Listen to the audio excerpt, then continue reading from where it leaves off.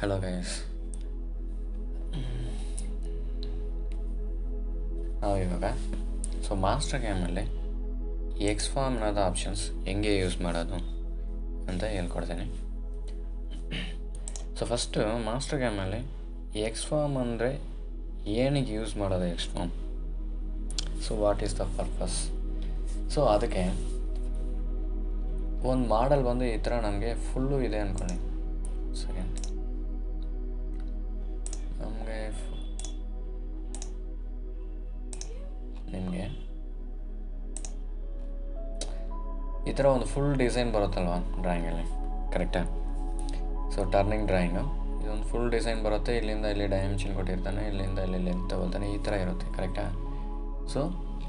ಆ ಥರ ನಾವು ಫುಲ್ ಡಿಸೈನ್ ಮೇಲೆ ಈ ಕಡೆ ಒಂದು ಪರ್ಪಸ್, ನಾನು ಈ ಕಡೆ ಒಂದು ಡಿಸೈನ್ ಮಾಡಿಬಿಟ್ಟು ಆಮೇಲೆ ಅದಕ್ಕೆ ಕೆಳಗಡೆ ಒಂದು ಡಿಸೈನ್ ಮಾಡೋದು, ಇದೆಲ್ಲ ಟೈಮ್ ಡಿಲೇ ಆಗುತ್ತೆ ಅಲ್ವ. ಅದಕ್ಕೆ ಶಾರ್ಟ್ಕಟ್ ನಾವು ಯೂಸ್ ಮಾಡೋಕ್ಕೆ ನಮಗಿರೋದು ಆಪ್ಷನ್ಸೇ ಎಕ್ಸ್ ಫಾರ್ಮ್ ಅನ್ನೋದು ಆಪ್ಷನ್ಸ್. ಎಕ್ಸ್ ಫಾರ್ಮ್ ಅನ್ನೋದು ಆಪ್ಷನ್ಸಲ್ಲಿ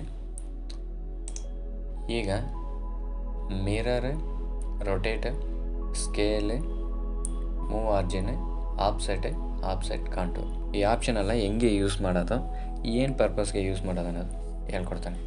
ಓಕೆ, ಫಸ್ಟು ಈ ಥರ ಒಂದು ಡಿಸೈನ್ ನಾನು ಮಾಡಿದ್ದೇನೆ.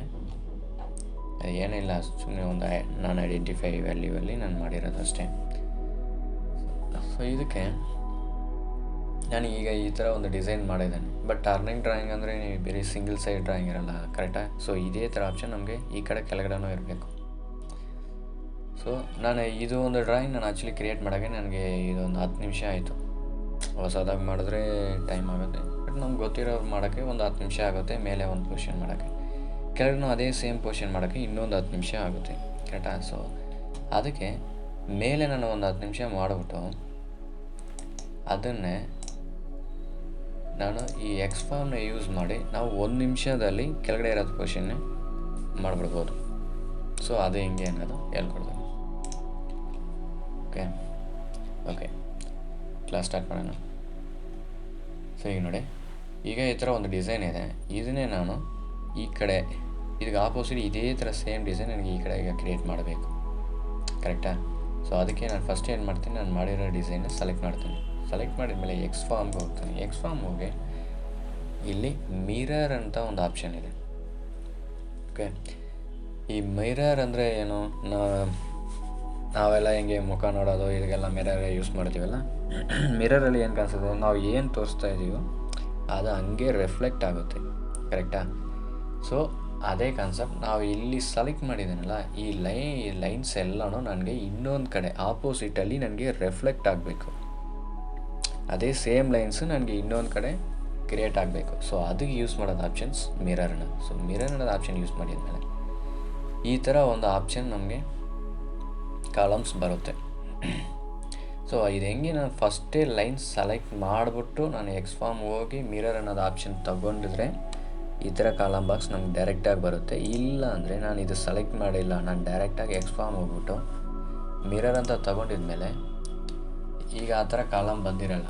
ಏನಕ್ಕೆ ಬಂದಿರಲ್ಲ, ನಾವು ಇಲ್ಲಿ ಲೈನ್ಸ್ ಯಾವುದೋ ಸೆಲೆಕ್ಟ್ ಮಾಡಿಲ್ಲ, ಕರೆಕ್ಟಾ? ಇಲ್ಲಿ ಅದೇ ತೋರಿಸೋದು ಸೆಲೆಕ್ಟ್ ಎಂಟಿಟೀಸ್ ಅಂತ ತೋರಿಸ್ತಾ ಇದೆ. ಸೆಲೆಕ್ಟ್ ಎಂಟಿಟೀಸ್ ಅಂದರೆ ಏನು, ಎಂಟಿಟೀಸ್ ಅನ್ನೋದು ಈ ಲೈನ್ಸೇ. ಈ ಲೈನ್ಸ್ನ ನಾನು ಆಮೇಲೂ ಸೆಲೆಕ್ಟ್ ಮಾಡ್ಕೋಬೋದು. ಸೆಲೆಕ್ಟ್ ಮಾಡಿಬಿಟ್ಟು ಇಲ್ಲಿ ನೋಡಿ, ಇಲ್ಲಿ ಒಂದು ಬಾಲ್, ಗ್ರೀನ್ ಕಲರ್ ಬಾಲ್ ಬಂದಿದ್ದಲ್ಲ, ಇದು ಹೆಸರು ಬಂದು ಎಂಡ್ ಸೆಲೆಕ್ಷನ್ ಅನ್ನೋದು. ಕ್ಲಿಕ್ ಮಾಡಿದ್ಮೇಲೆ ಈಗ ಆ ಕಾಲಮ್ ಬಾಕ್ಸು ಬಂದಿದೆ. ಈಗ ನೋಡಿ, ಇದರಲ್ಲಿ ಕಾಪಿ, ಮೂವ್. ಕಾಪಿ ಅಂದರೆ ಇರೋದನ್ನೇ ಹಂಗೆ ಇನ್ನೊಂದು ಆಪೋಸಿಟ್ ಡೈರೆಕ್ಷನಲ್ಲಿ ಕಾಪಿ ಆಗುತ್ತೆ. ಮೂವ್ ಅಂದರೆ ಡೈರೆಕ್ಟಾಗಿ ಅದೇ ಮೂವ್ ಆಗಿಬಿಡುತ್ತೆ ಆಪೋಸಿಟ್ ಡೈರೆಕ್ಷನ್. ನಾವು ಏನು ಡೈರೆಕ್ಷನ್ ತೊಗೊಳ್ತೀವೋ ಆ ಡೈರೆಕ್ಷನ್ಗೆ ಮೂವ್ ಆಗಿಬಿಡುತ್ತೆ. ಈಗ ನೋಡಿ, ಆ ಮಿರರ್ ರಿಫ್ಲೆಕ್ಟ್ ಡೈರೆಕ್ಷನ್ ಇದು Y direction, X direction, angle direction, ಇದು ಲೈನ್ಸ್, ಇದು ಪೊಸಿಷನ್. ನೋಡಿ, ಈಗ ವೈ ಡೈರೆಕ್ಷನಲ್ಲಿ ಇಲ್ಲೊಂದು ಲೈನ್ ಇದೆಲ್ಲ. ಈ ವೈ ಡೈರೆಕ್ಷನ್, ಇದೇ ವೈ ಡೈರೆಕ್ಷನ್, ಕರೆಕ್ಟಾ? ಈ ವೈ ಡೈರೆಕ್ಷನ್ಗೆ ಇಲ್ಲೂ ಒಂದು ಲೈನ್ ಇದೆ. ಇದು ನಾನು ಕ್ರಿಯೇಟ್ ಮಾಡಿರೋ ಲೈನು. ಇದು ನಾನು ಈ ಸೆಲೆಕ್ಟ್ ಮಾಡಿದ್ಮೇಲೆ ಈ ಸೆಂಟ್ರ್ ಪೊಸಿಷನ್ ಇದೆಲ್ಲ XYZ ಪೊಸಿಷನ್ ಇಲ್ಲಿ ಕ್ಲಿಕ್ ಆಗಿದ್ಮೇಲೆ ಆ Y ಡೈರೆಕ್ಷನ್ ಈ ಲೈನ್ಗೆ ಆಪೋಸಿಟಲ್ಲಿ ಮಿರರ್ ಆಗ್ತಾಯಿದೆ, ಕರೆಕ್ಟಾ? ಸೊ ಈಗ ನೋಡಿ ನಾನು ಅದು ಒಂದು ಈ ಡಿಸೈನ್ ನಾನು ಫುಲ್ಲು ಮಾಡೋಕ್ಕೆ ನನಗೆ 10 ನಿಮಿಷ ಆಯಿತು. ಈಗ ಇದೇ ಥರ ನಾನು ಇಲ್ಲೂ ಮಾಡಿರಬೇಕಂದ್ರೆ ಇನ್ನೊಂದು 10 ನಿಮಿಷ ಬೇಕಾಗಿರುತ್ತೆ. ಬಟ್ ನಾನು ಅದನ್ನೇ ಈಗ ಮಿರರ್ ಅನ್ನೋದು ಆಪ್ಷನ್ ಯೂಸ್ ಮಾಡಿ ವಿತಿನ್ ಸೆಕೆಂಡ್ಸಲ್ಲಿ ನಾನು ಇನ್ನೊಂದು ಸೈಡ್ ಆಪ್ಷನ್ ಡಿಸೈನ್ನೇ ಕ್ರಿಯೇಟ್ ಮಾಡಿಬಿಟ್ಟೆ. ಸೊ ಈ ಥರ ನಾವು ಕೆಲಸ ಹೆಂಗೆ ಇನ್ನೂ ಬೇಗ ಮಾಡೋಕ್ಕೆ ಆಗುತ್ತೋ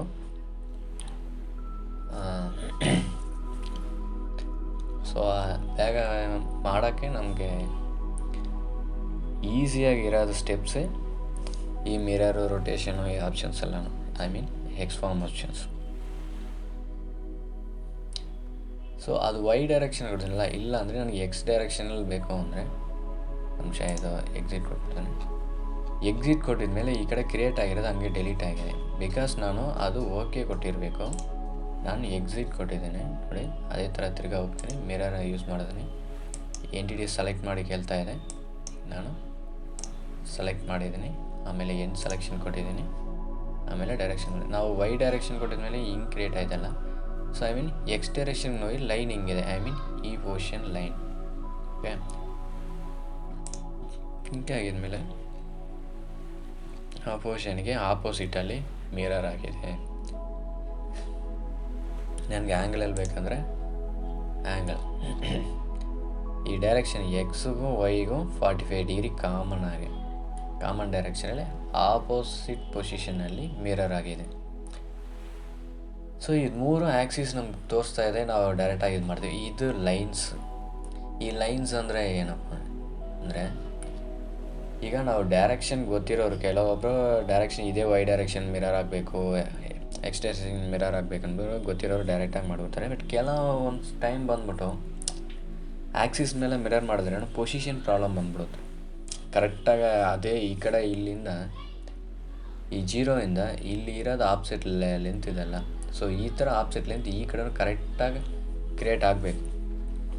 ಬಟ್ ಆ ಥರ ಆಗಿಲ್ಲ ಅಂದರೆ ಈಗ ಇದು ಪೊಸಿಷನ್ ಇಲ್ಲಿದೆ, ಸೊ ಕರೆಕ್ಟಾಗಿ ಈಗ ಕ್ರಿಯೇಟ್ ಆಗಿಬಿಡುತ್ತೆ. ನಾನು ಏನು ಡೈರೆಕ್ಷನ್ ಕೊಟ್ಟರೆ ಆ ಡೈರೆಕ್ಷನ್ ಕರೆಕ್ಟಾಗಿ ನನಗೆ ಕ್ರಿಯೇಟ್ ಆಗಿರುತ್ತೆ.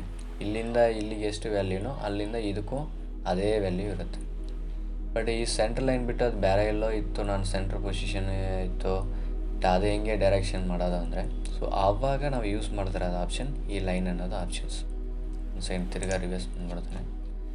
ಹಿಂಗೆ ನೋಡಿ ನನಗೆ ಈ ಕಡೆ ತಾನೇ ಕ್ರಿಯೇಟ್ ಆಗಬೇಕು, ನಾನು Y ಆ್ಯಕ್ಸಿಸ್ ಯೂಸ್ ಮಾಡಿ ಹಿಂಗೆ ಮಾಡಿದ್ದೇನೆ.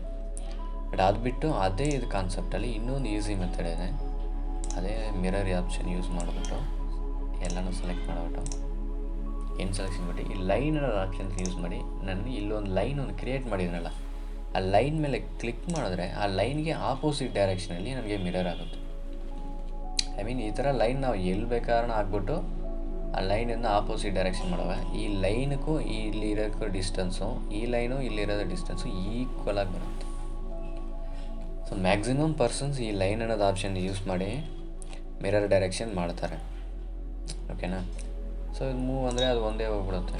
ಅದು ಇಲ್ಲಿ ಇದರ ಆ ಡಿಸೈನ್ ಈ ಕಡೆ ಬಂದು ಮೂವ್ ಆಗಿರುತ್ತೆ. ಕಾಪಿ ಅಂದರೆ ಇಲ್ಲಿರೋ ಡಿಸೈನ್ ಥರ ಸೇಮ್ ಈ ಕಡೆ ಕಾಪಿ ಆಗಿರುತ್ತೆ ಅಷ್ಟೇ. ಇದು ಓಕೆ ಕೊಟ್ಟರೆ ನಿಮಗೆ ಫಿಟ್ ಆಗುತ್ತೆ, ಓಕೆ ಕೊಟ್ಟಿಲ್ಲ ಅಂದರೆ ಇಲ್ಲಿ ಫಿಟ್ ಆಗೋಲ್ಲ. ಓಕೆ, ಆಮೇಲೆ ಈ ಥರ ಕಲರ್ ಬಂದ್ಬಿಟ್ಟು ನಾ ಫಸ್ಟ್ ಕ್ರಿಯೇಟ್ ಮಾಡಿರೋ ಗ್ರೀನ್ ಕಲರ್ ತಾನೆ. ಸೊ ಇಲ್ಲಿ ಥರ ಬೇರೆ ಬೇರೆ ಕಲರ್ ಚೇಂಜ್ ಆಗಿಲ್ಲ. ನಾನು ತಿರ್ಗಾ ನನಗೆ ಎಲ್ಲನೋ ಗ್ರೀನ್ ಕಲರೇ ಬಂದಿರಬೇಕು ಅಂದರೆ ಇಲ್ಲಿ ನೋಡಿ, ಇಲ್ಲಿ ಕ್ಲಿಯರ್ ಕಲರ್ ಅನ್ನೋದು ಒಂದು ಆಪ್ಷನ್ ಇದೆ. ಆಪ್ಷನ್ ಕ್ಲಿಕ್ ಮಾಡಿದ್ಮೇಲೆ ಇಲ್ಲಿದೆಲ್ಲ ಇದು ಏನು ಕಲರಲ್ಲಿ ಇದೆಯೋ ಈ ಗ್ರೀನ್ ಕಲರ್ ಇತ್ತಲ್ಲ, ಸೊ ಈ ಗ್ರೀನ್ ಕಲರಲ್ಲಿ ಈ ನಾವು ಏನೇನು ಲೈನ್ ಮಾಡಿದೆ ಎಲ್ಲ ಲೈನು ಅದೇ ಲೈನ್ಗೆ ಅದೇ ಕಲರ್ಗೆ ಬಂದ್ಬಿಡುತ್ತೆ. ಓಕೆ ಓಕೆ ನಾನು ಆಮೇಲೆ ಆಮೇಲೆ ನೆಕ್ಸ್ಟು ರೊಟೇಷನ್. ಸೊ ರೊಟೇಷನ್ ಅಂದರೆ ಈಗ ನನಗೆ ಈ ಥರ ಒಂದು ಸ್ಟ್ರೈಟ್ ಲೈನಲ್ಲಿ ಇದೆಲ್ಲ, ಸೊ ಇದು ಬಂದು ನನಗೆ ಡಿಗ್ರಿ ಶೇಪಲ್ಲಿ ರೊಟೇಟ್ ಆಗಿ ಇನ್ನೊಂದು ಪೊಸಿಷನಲ್ಲಿ ಬೇಕು ಅನ್ನೋದು. ಅದೇ ಥರ ನಾನು ಸೆಲೆಕ್ಟ್ ಮಾಡಿಬಿಟ್ಟು ಏನು ಸೆಲೆಕ್ಟ್ ಏನು ಕೊಟ್ಬಿಡ್ತೇನೆ. ಈಗ ನೋಡಿ, ಈಗ ರೊಟೇಟ್ ಮಾಡ್ತೇನೆ, ಅದೇ ಥರ ಕಾಪಿ ಆಗ್ತದೆ ಇನ್ನೊಂದು ಡಿಸೈನು, ಬಟ್ ರೊಟೇಷನಲ್ಲಿ ಕಾಪಿ ಆಗ್ತದೆ. ಅರ್ಥ ಆಯ್ತಾ? ಇದು ಹೆಂಗೆ ರೊಟೇಷನ್ ಆಗ್ತಾಯಿದೆ ಅಂದರೆ ಕರೆಕ್ಟಾಗಿ ಒಂದು ಸರ್ಕಲ್ ಕ್ರಿಯೇಟ್ ಆಗಿದ್ಮೇಲೆ ನೋಡಿ, ಈ ಪೊಸಿಷನ್ ಕ್ರಿಯೇಟ್ ಆಗಿದ್ಮೇಲೆ ಈ ಸರ್ಕಲ್ಗೆ ಸೆಂಟ್ರ್ ಪಾಯಿಂಟ್ ನೋಡಿ, ಇದೇ XYZ ಅನ್ನೋದು ಆ್ಯಕ್ಸಿಸ್ ಸೆಂಟ್ರ್ ಪೊಸಿಷನ್. ಸೊ ಅದಕ್ಕೆ ಅದು ಸೆಂಟ್ರ್ ಪ್ಲಾನ್ ತಗೊಂಡಿದೆ. ಓಕೆ, ಈಗ ನನಗೆ ಈ ಸೆಂಟ್ರ್ ಪೊಸಿಷನ್ ಬಿಟ್ಟು ನನಗೆ ಈಗ ಈ ಪೊಸಿಷನ್, ಇದು ಸೆಂಟ್ರ್ ಪೊಸಿಷನಲ್ಲಿ ಇಟ್ಕೊಂಡು ನನಗೆ ಹಿಂಗೆ ರೊಟೇಟ್ ಆಗಿರಬೇಕು ಅಂದರೆ ಈ ಪೊಸಿಷನ್ ಇಲ್ಲ ಆಪ್ಷನ್ ಇದೆ ನೋಡಿ, ಪಾಯಿಂಟ್ ಅನ್ನೋದು ಆಪ್ಷನ್. ಸೊ ಇದು ಕ್ಲಿಕ್ ಮಾಡಿಬಿಟ್ಟು ನನಗೆ ಈ ಪೊಸಿಷನಲ್ಲಿ ರೊಟೇಟ್ ಆಗಬೇಕಾದ್ರೆ ಈಗ ನೋಡಿ, ನಾನು ಕ್ಲಿಕ್ ಮಾಡಿರೋ ಪೊಸಿಷನಲ್ಲಿ 360 ಡಿಗ್ರಿಗೆ ರೊಟೇಷನ್ ತೊಗೊಂಡಿದೆ. ಆಯ್ತಾ? ಸೊ ಈ ಪೊಸಿಷನ್ ಆಪ್ಷನ್ ನಮಗೆ ಎಲ್ಲಿ ಬೇಕೋ ಅಲ್ಲಿ ಸೆಟ್ ಮಾಡ್ಕೊಂಬಿಟ್ಟು ನಾವು ರೊಟೇಷನ್ ಎಷ್ಟು ಡಿಗ್ರಿಯಲ್ಲಿ ಬೇಕೋ ಅಷ್ಟು ಡಿಗ್ರಿನೇ ರೊಟೇಟ್ ಮಾಡಿಸ್ಕೋಬೋದು. ಸೊ ಇದು ರೊಟೇಷನ್ ಡಿಸೈನ್ ನಮ್ಮ ಯಾವ ಥರ ಬೇಕೋ ಅನ್ನೋದು. ಇದರಲ್ಲಿ ಕೌಂಟ್ ನೋಡಿ, ಇದರಲ್ಲಿ ನಮಗೆ ಎಷ್ಟು ಪೀಸು ಆ ಥರ ರೊಟೇಷನ್ ಬೇಕು ಅನ್ನೋದು. 1 ಅಂದರೆ 1, 2 ಅಂದರೆ 2, 3, 4, 5 ನಮಗೆ ಎಷ್ಟು ಬೇಕಾದ್ರೂ ನಾವು ಮಾಡಿಸ್ಕೋಬೋದು.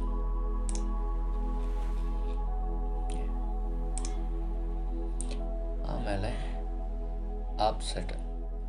ಈ ಆಫ್ಸೆಟ್ ಅಂದರೆ ಇನ್ನು ಆ ಸಿಂಬಲ್ ನೋಡಿ, ಇಲ್ಲೊಂದು ಲೈನ್ ಇದೆ, ಅದೇ ಥರ ಪ್ಯಾರಲಾಗಿ ಸ್ವಲ್ಪ ಡಿಸ್ಟೆನ್ಸ್ ಬಿಟ್ಟು ಈ ಕಡೆ ಒಂದು ಲೈನ್ ಕ್ರಿಯೇಟ್ ಆಗ್ತಾಯಿದೆ.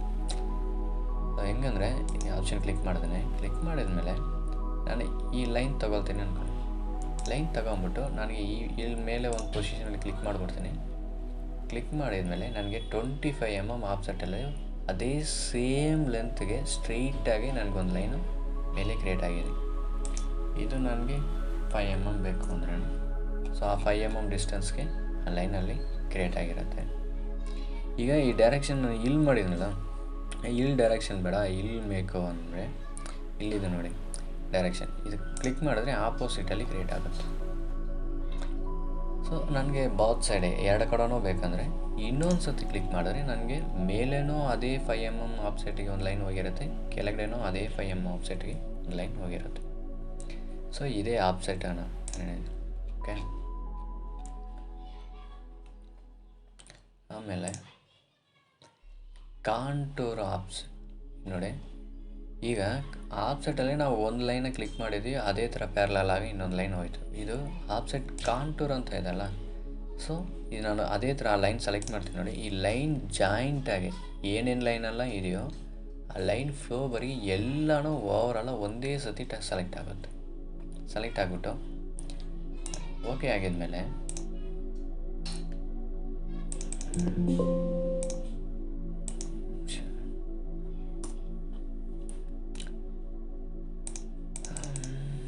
ನೋಡಿ ನಮಗೆ ಅದು ಒಂದು ಲೈನ್ ಈಗ 5 mm ಆ ಥರ ಆಫ್ಸೆಟ್ಟಲ್ಲಿ ಇತ್ತು. ಈಗ ಈ ಓವರಾಲ್ ಈ ಡಿಸೈನೇ ನನಗೆ 1 mm ಆಫ್ಸೆಟ್ಟಲ್ಲೇ ಇದೆ. ಸೊ ಸೇಮ್ ಇದು ಅದೇ ಥರ ಈಗ ಒಳಗಡೆ ಇದೆ, ನನಗೆ ಔಟ್ ಸೈಡಲ್ಲಿ ಬೇಕಂದರೆ ಕ್ಲಿಕ್ ಮಾಡಿದ್ರೆ ನನಗೆ ಔಟ್ ಸೈಡಲ್ಲಿ ಕ್ರಿಯೇಟ್ ಆಗುತ್ತೆ. ಓಕೆ, ಅದೇ ಥರ ನನಗೆ 2 ಕಡೆನೂ ಬೇಕಂದರೆ ಇನ್ನೊಂದು ಸತಿ ಕ್ಲಿಕ್ ಮಾಡಿದ್ರೆ ನಮಗೆ 2 ಕಡೆನೂ ಬರುತ್ತೆ. ಸರಿನಾ? ಸೊ ಒಂದು ಸೈಡ್ ಬೇಕಾದ್ರೆ ಒಂದು ಸೈಡು, ಡಬಲ್ ಸೈಡ್ ಬೇಕಾದ್ರೆ 2 ಸೈಡ್ಸು. ಸೊ ಅದೇ ಥರ ನನಗೆ ವಿರ್ತು ಪ್ಲಸ್ ಹೈಟನ್ನು ಅಡ್ಜಸ್ಟ್ ಮಾಡ್ಕೋಬೋದು. ಬೇರೆ ನಾಟ್ ಓನ್ಲಿ ಇರುತ್ತೆ. ಸೊ ಹೈಟ್ ಅಡ್ಜಸ್ಟ್ ಮಾಡ್ಬೋದು, ಆ್ಯಂಗಲ್ ಅಡ್ಜಸ್ಟ್ ಮಾಡ್ಬೋದು. ಸೊ ವ್ಯಾಲ್ಯೂ ಎಲ್ಲ ನಮ್ಗೆ ಬೇಕಾಗಿರೋ ಥರ ಎಲ್ಲನೂ ಅಡ್ಜಸ್ಟ್ ಮಾಡ್ಕೋ.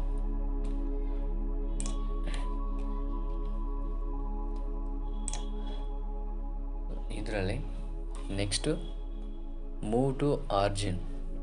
ಸೊ ಇದು ಏನಂದರೆ, ಈಗ ನಾವು ಇಲ್ಲೊಂದು ಡಿಸೈನ್ ಕ್ರಿಯೇಟ್ ಮಾಡಿದ್ವಲ್ಲ, ಇದಕ್ಕೆ XYZಗೆ ಈ ಲೈನ್ ಸೆಂಟ್ರ್ ಪೊಸಿಷನ್ ಆಗಿದೆ, ಇದೇ 0 ಪೊಸಿಷನ್. ಇಲ್ಲಿಂದನೇ ನಮಗೆ ವ್ಯಾಲ್ಯೂ ಎಲ್ಲ ಸ್ಟಾರ್ಟ್ ಆಗಿದೆ. ನನಗೆ ಇದು 0 ಪೊಸಿಷನರಾಗಿ ಇರಬಾರ್ದು, ನನಗೆ ಈ ಪೊಸಿಷನ್ ನನಗೆ 0 ಪೊಸಿಷನ್ ಇರಬೇಕು ಅಂದರೆ, ಐ ಮೀನ್ ಇಲ್ಲಿರೋದು ಪಾಯಿಂಟ್ಸ್ ನನಗೆ ಇಲ್ಲಿ ಬಂದು ಸ್ಟಾರ್ಟ್ ಆಗಬೇಕು.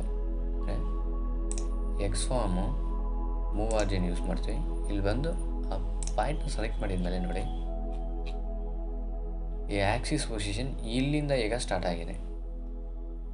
ಇಲ್ಲ ನನಗೆ ಇಲ್ಲಿ ಬೇಡ, ನಾನು ತಿರ್ಗಾ ಇಲ್ಲೇ ಬೇಕು ಅಂದರೆ ಎಕ್ಸ್ ಫಾರ್ಮ್ ಬಂದುಬಿಟ್ಟು ಮೂವ್ ಆರ್ಜಿನ್ ಯೂಸ್ ಮಾಡಿ ಈಗ ಈ ಪಾಯಿಂಟ್ ಸ್ಟಾರ್ಟಿಂಗ್ ಪಾಯಿಂಟ್ ಕರೆಕ್ಟಾ. ಸೊ ಇಲ್ಲಿ ಕ್ಲಿಕ್ ಮಾಡಿದ್ಮೇಲೆ ತಿರ್ಗಾ ಅಲ್ಲೇ ಹೋಗುತ್ತೆ. ಈ ಥರ ಕಲರ್ ಚೇಂಜ್ ಆಯಿತು ಅಂದರೆ ಕ್ಲಿಯರ್ ಯೂಸ್ ಮಾಡಿ ನಾವು ಕ್ಲಿಯರ್ ಮಾಡ್ಕೋಬೋದು. ಓಕೆನಾ? ಸೊ ಓಕೆ, ಈಗ ನಾವು ಕ್ಲಾಸಲ್ಲಿ ಮಿರರು ರೊಟೇಟ್ ಮಾಡೋದಂಗೆ, ಸ್ಕೇಲ್ ಸೈಜ್ ನೋಡೋದು, ಮೂವ್ ಆರ್ಜಿನ್ ನೋಡಿದ್ವಿ, ಆಫ್ಸೆಟ್ ಕಾಂಟೂರ್ ನೋಡಿದ್ವಿ. ಓಕೆನಾ? ಸೊ ಬ್ಯಾಲೆನ್ಸ್ ಇದು ಎಕ್ಸ್ ಫಾರ್ಮಲ್ಲಿ, ಬ್ಯಾಲೆನ್ಸ್ ಟ್ರಾನ್ಸ್ಲೇಟ್ 3D ಎಲ್ಲ ನಾವು ನೆಕ್ಸ್ಟ್ ಕ್ಲಾಸಲ್ಲಿ ನೋಡೋಣ.